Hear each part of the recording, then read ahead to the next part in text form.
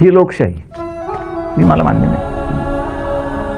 माझी लोकशाही अशी की आमचं सरकार असताना आम्ही सगळ्या मंत्र्यांना सक्त ताकीद दिली होती आणि त्याप्रमाणे आम्ही करून दाखवलेलं आहे की कुठचाही मोर्चा आला, महिलांचा असो, पाण्यावरनं असो, झोपडपट्ट्यांचा असो, शेतकऱ्यांचा असो, कामगारांचा असो, एका ठराविक मर्यादेपर्यंत तुम्ही त्यांना अडवा.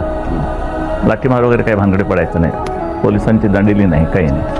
मग काय करायचं तुम्ही, जो मंत्री त्या शब्द प्रश्नाचा संबंधित असेल त्यांनी 6वा 5वा माळा उतरून रस्त्यावरती त्याला भेटायला यायचं, रस्त्यावर, आणि त्याला विचारायचं बोला काय आहे तुमचं म्हणणं. ही लोकशाही आहे.